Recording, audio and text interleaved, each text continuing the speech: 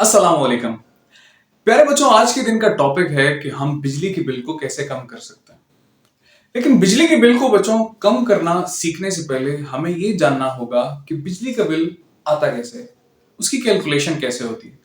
आप इतना जरूर सब जानते हैं कि बिजली यूनिट्स की मीन टू से कि हम ये बोलते हैं कि हमने मंथ के एंड पे इतनी यूनिट्स इस्तेमाल की तो उसके हिसाब से ये बिल आया। इन एक्चुअल बेटा जो यूनिट है वो 1 किलोवाट आवर होती है। 1 kilowatt hour, what does it mean?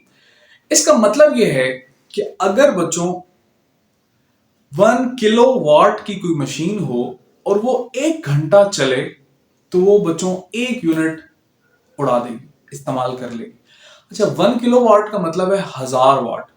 इसका मतलब है कि अगर बच्चों 1000 वाट की कोई मशीन हो तो वो 1 घंटा चले तो वो 1 यूनिट हमारी गिरा देगी। अच्छा, जरूरी नहीं है कि वो मशीन एक ही कोई चीज हो 1000 वाट की।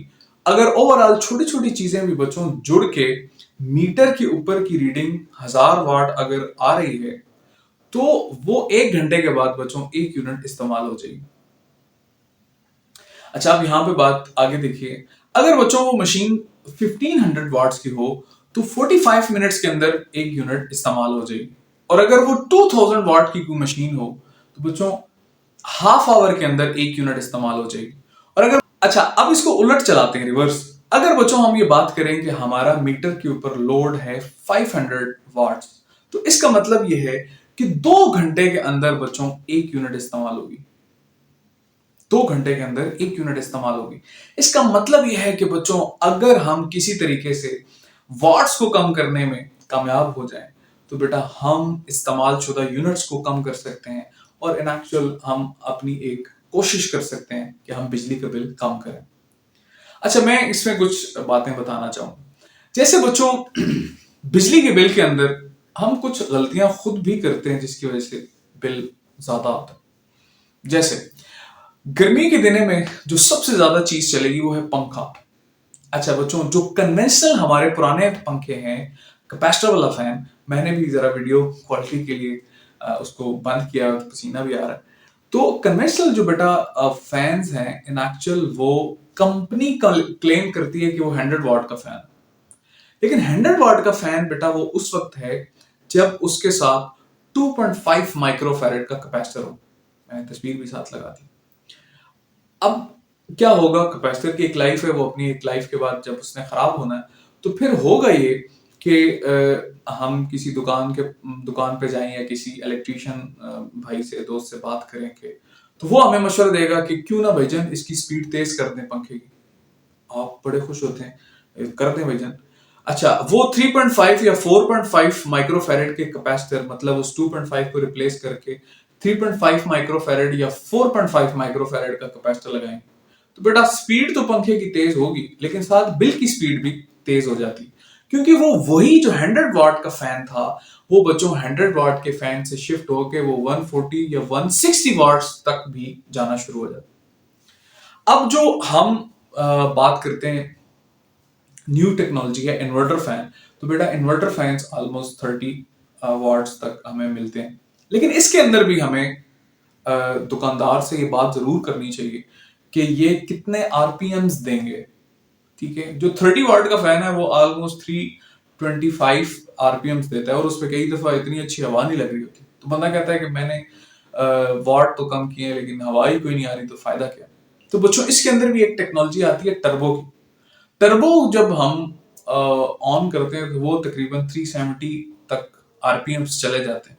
लेकिन बच्चों वो टर्बो की भी जो है ना वो भी कुछ मिस्ट्री सी है कि टर्बो पे कई दफा वो 50 वाट्स या 60 वाट्स भी फैन लेना शुरू हो जाता है।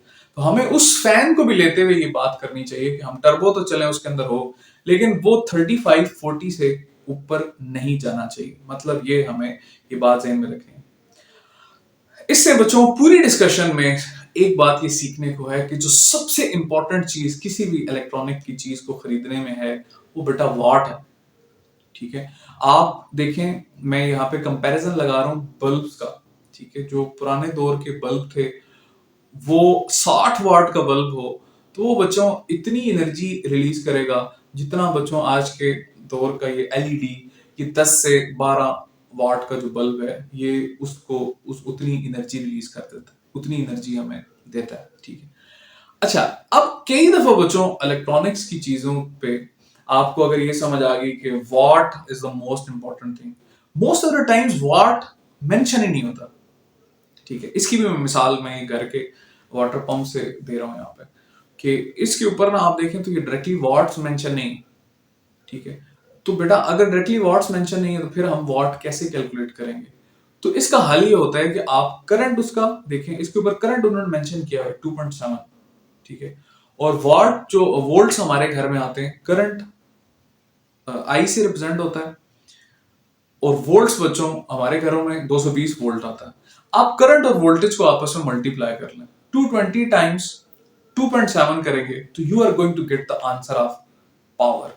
तो दिस इज द वे कि आप बच्चों पावर को कैलकुलेट कर सकता है, ठीक है। तो सबसे इंपॉर्टेंट चीज है कि आप वॉट को जाने, कोई भी चीज खरीदने से पहले आप देखिए कि उसके वॉट्स के, सबसे इंपॉर्टेंट चीज हुई power which is calculated in watt। अगर हम वॉट्स को बच्चों कैलकुलेट करें तो there is a huge chance कि हम बिल को कैलकुलेट कर पाएंगे। Hope so that video was informative. Thank you very much for watching.